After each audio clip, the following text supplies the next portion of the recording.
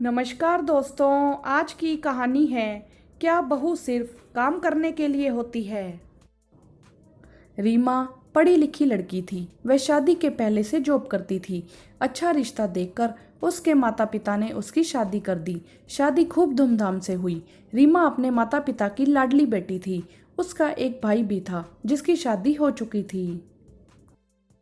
उसके घर में सभी लोग एक दूसरे का बहुत ध्यान रखते थे। रीमा के माता पिता रीमा की भाभी को भी बहुत अच्छे से रखते थे।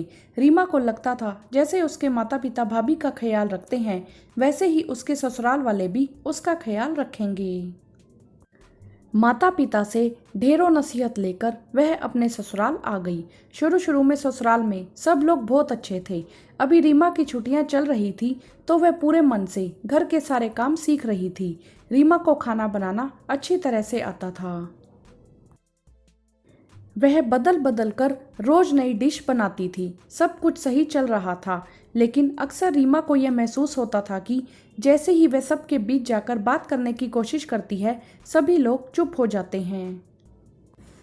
कल की ही बात है, जब रीमा शाम को चाय नाश्ता बना रही थी। रसोई में सभी लोगों की आवाज आ रही थी, बात करने की, हंसने की।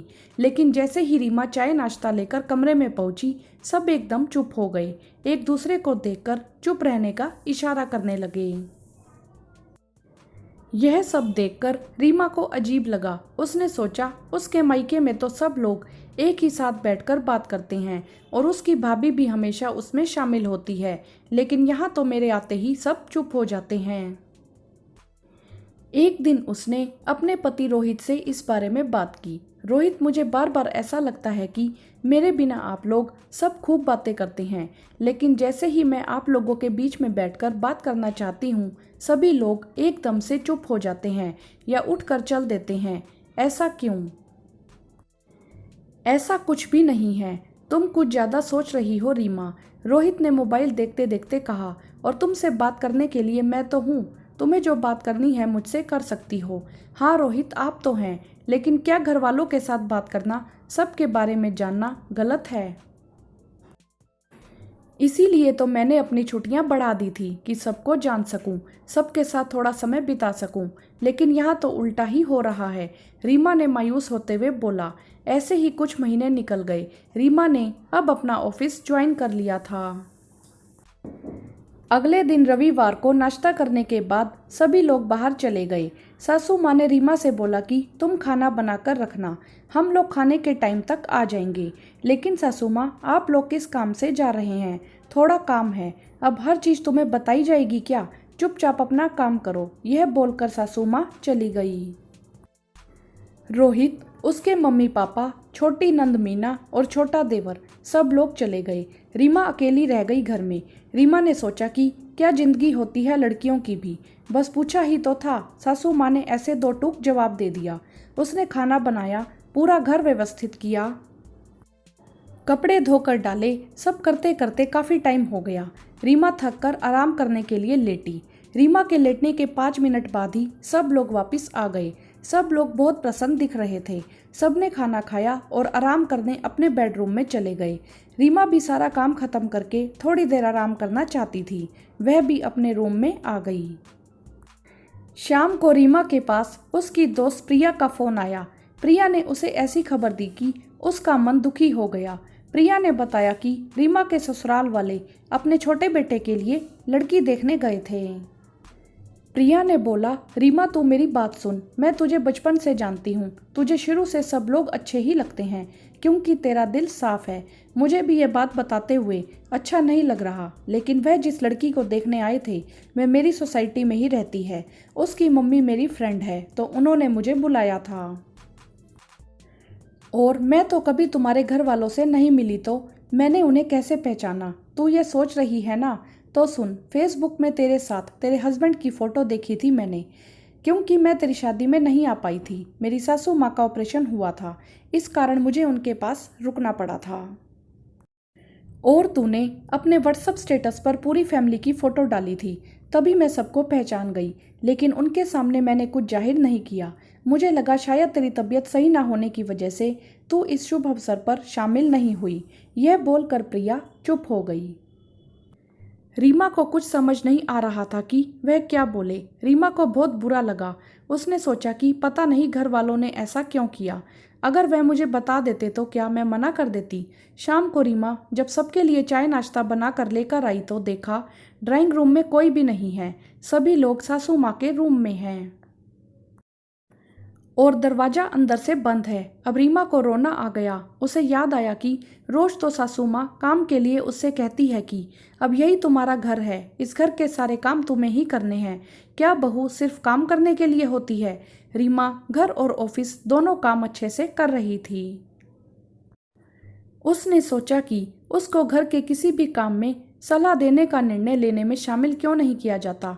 बहू सिर्फ जिम्मेदारी निभाने के लिए ही होती है क्या। बहू को बार बार यह एहसास क्यों दिलाया जाता है कि वह दूसरे घर से आई है। घर के किसी मुद्दे पर बात करने बोलने का हक बहू को नहीं है। दुखी मन से उसने सबको चाय के लिए आवाज लगाई। सब लोग आए, चाय पीने लगे। जहां रीमा अभी तक सबके साथ समय बिताना चाहती थी, वही आज उसे सबके बीच में अजीब लग रहा था, जैसे वह कोई अजनबी हो। उसे बहुत दुख हो रहा था। ऐसा होते काफी दिन हो चुके थे।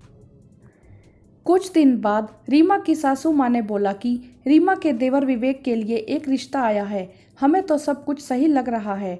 लड़की की पढ़ाई, उसके घर वालों का नेचर, सब कुछ ठीक है। लेकिन लड़की वाले बोल रहे हैं कि एक बार आप लड़की देख लीजिए। लेकिन मैं सोचती हूँ कि अब लड़की क्या देखना। विवेक ने भी मेरी पसंद में ही अपनी खुशी बताई है, इसीलिए हम लोग लड़की नहीं देखना चाहते। सीधा रिंग सेरेमनी में ही लड़की देखेंगे। इतना बोलकर सासू माँ चुप हो गई। उन्हें लगा था कि रीमा इस बात के लिए उनकी तारीफ करेगी।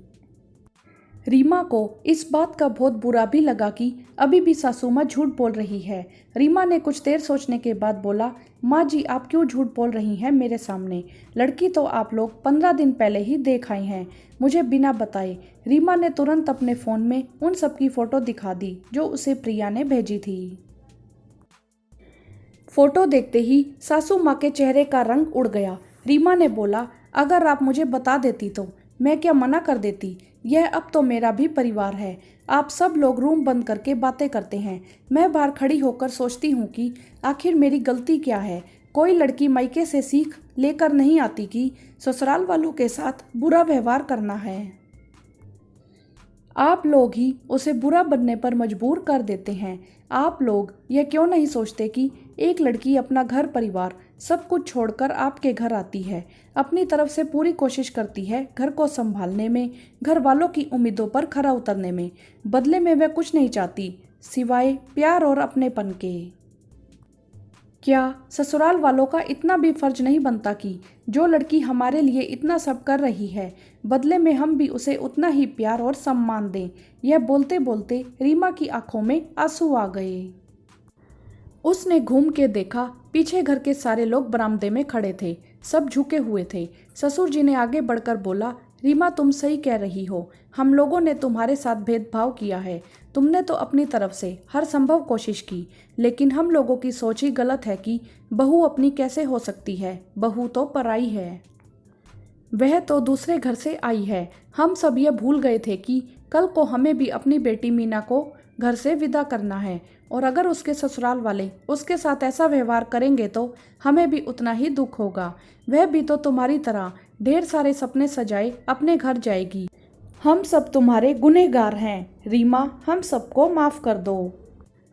सब लोगों ने रीमा से माफ़ी मांगी। सासू माँ ने हाथ जोड़कर माफ़ी मांगी।